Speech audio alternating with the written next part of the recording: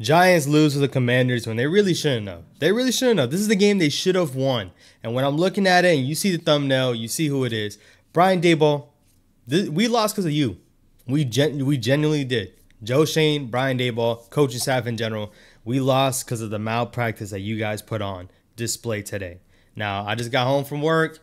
I am a little late when it comes to this, but anyone who's checking out this video, appreciate you for joining in. I had a video last week talking about us as fans, we don't deserve what they put on the field. Today, it was competitive, but the Commanders aren't a better team than us.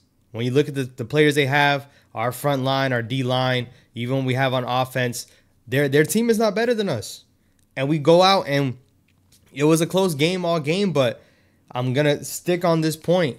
The whole kicker situation is ridiculous. That's something that shouldn't have happened. When you look at Graham Gano, and this is not even the first time this happened, that's the problem. Graham Gano last year had the same issue where he was banged up. They went into it. They trusted him. And once again, I'm a big believer on any player is going to go out and want to play. But as a coach and as people that are above these players, you are the ones that are in charge of sending these guys out. If they're hurt, keep them on the side. Now, Graham Gano apparently got hurt on the first play with the hamstring when the groin was the thing that's been bothering him. But I don't care what it is. He was banged up. Why not have another kicker in line? It was reported as early as yesterday, talking about Graham Gano popping up on the injury report. It looked a little puzzling, but I was like, man, nothing to worry about.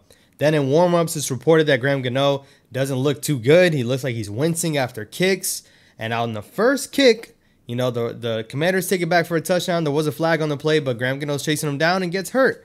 And from there, we knew, oh, shoot, we might be in for a rough one. But at that point, you don't really know what's going to happen, but you do focus on, hey, we didn't have another kicker ready. We didn't have another kicker in line.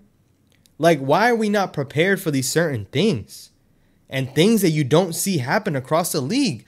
Who else across the league has no other kicker ready when their kicker goes down? Like when their kicker is already going in with an injury. Like you see it from other teams, but for us, of course, our guy was banged up, and this is the second time this happened. Last year it happened in the Jets game where we lost in that really close game, and he's shanking punts or he's shanking kicks, and he was banged up. Now heading into it with the same certain issue, except he's not the one kicking it. We have our backup. We have the punter as the backup kicker for this game. We miss a field goal, and you don't even try it ever again. And I'm not blaming him for not trying it again. I'm blaming him for not having anybody else ready to go. Your kicker's hurt. And this is the second time this happened. Giants lose 21-18. We lose by 3 points. We couldn't get a single extra point on any of our touchdowns. Unfortunately, we couldn't get any 2-point conversions. Darius Slayton dropped one. That's something that you don't like to see. But when you look at it, if we have a kicker, we probably win this game. And it's probably not even that close. I'm going to be honest. The offense had its moments where, it didn't really look how it should look. But we had 2 runs stall. 2 certain drives stall on their side of the field that we're going for it on 4th down, which easily could have been a field goal, walk away with 3 points. Malik Neighbors drops that 4th and 2, and we're going to talk about Malik Neighbors, but he drops that 4th and 2, 4th and 3, and on that drive, you're probably settling for a field goal and throwing the defense out there because the defense has been keeping it out of the end zone. The defense was doing their thing in terms of keeping them out of the end zone, but allowing the Commanders to get 7 field goals on you, not punt all game. I dropped a short right after the game ended, but to sit here and talk about, I thought they at least forced 1 punt. We didn't force a single punt at all. There's so many issues with this team, man. And I hate to be negative. I'm probably one of the more optimistic guys heading into these games. And, I like my players. I like Malik Neighbors. I like Brian Burns. I like Kayvon Thibodeau. I like certain people on this team, and I just want to see my team win. But going out and seeing stuff like this that other franchises don't deal with is just what blows my mind. At some point, it's like, when are the Giants going to have the right guys in the building? Like, I don't think it's certain people running people out of town. Like, as much as we can talk about Daniel Jones, I don't think Daniel Jones had a great game today. I think he had a solid game today. He didn't lose us the game, which that's what you don't want to see. That's what you want to see. 2 touchdowns, 2 passing touchdowns. I can't tell you the last time I seen that either. But looking at it, this is not a Daniel Jones issue. Brian Daboll not getting the kicker ready is not a Daniel Jones issue. That defense letting the Commanders walk all over them all game, not force a single punt, let Jaden Daniels run all over the field. Having that happen is not Daniel Jones' fault either. there's deeper issues into this, man. And I do believe you have a better quarterback, maybe you put yourselves in a better situation. But he didn't play bad today. He didn't play bad today, and he made plays when he had to. You know, you've seen him climb in the pocket a lot better than he has in the past couple weeks, and that's what I wanted to see because this guy looked like he couldn't even play quarterback at all, you know. But today you saw him manipulate the pocket well, and even on that fourth down play that Malik Neighbors didn't catch the ball, I mean, being able to buy time with your legs and throw a dart, you know, at the sideline where nobody else can get it, perfectly thrown ball, and unfortunately, you know, Neighbors didn't come down with it. Daniel Jones played solid. And the reasons why we lost is not Daniel Jones. And it's sick. It's sick. Kayvon Thibodeau and Brian Burns. Kayvon Thibodeau was a little more disruptive than Brian Burns, but not the production we were looking for.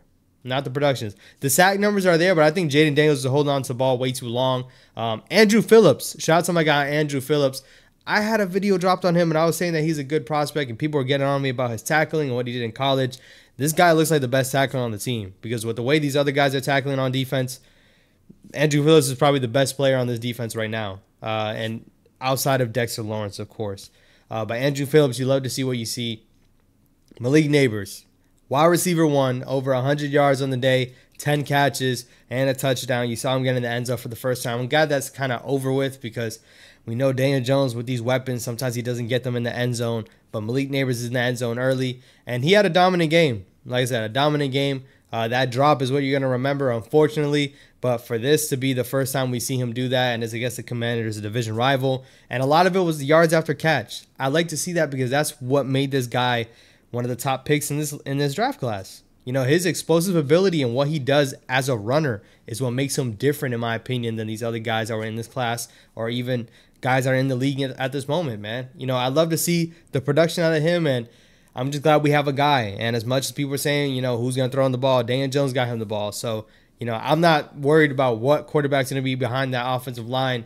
I think they'll be able to target Malik Neighbors no matter what. And this guy is always going to be open. So shout out to Malik Neighbors. He had a great game. I have a video on him talking about it this week. So stay tuned for that. But yeah, man, I mean, losing a game that we should have easily won. And I say easily, I mean easily. Because letting a team, it's really hard to let a team walk all over you, all up and down the field, man.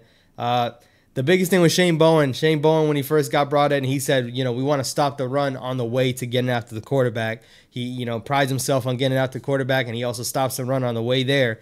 The Titans were known for stopping the run well. Listen, we got to be probably the worst, you know, run defense at this point. We're 2 weeks in, but we got to be one of the worst easily. Brian Robinson and Austin Eckler, they were running the ball hard today, and they broke tackles. Guys didn't want to tackle them, and they were getting like 6 yards a pop. So, yeah, man. Again, we should have won. I want you guys to let me know down in the comments, man, how you guys feel after this game, after this loss. And now we're 0-2. You know, we're going to have the Browns. We're going to have the Cowboys. We're going to have the Eagles. We're going to have the Bengals, which the Bengals are 0-2 right now. We're going to have teams that are better than us. And I don't think we're going to be favored in any game until we face the Panthers. Until we face the Panthers, that's the only game that we're going to be favored in, man. It's a sad place to be in as a fan. And, you know, where do these Giants really get better? You know, at least I don't have to go watch Drew Lock next week because I'm going to be honest, I don't think Drew Lock would be better than Daniel Jones. But, hey, man, at this point, try whatever works. At this point, try whatever works, man. I appreciate y'all for tapping in. Tomorrow night, we will be live with a little rant session. Pull up. Let's vent. Let's get it all out. Pull up tomorrow night. I'll be live streaming, and I will catch you guys on the next one. Peace.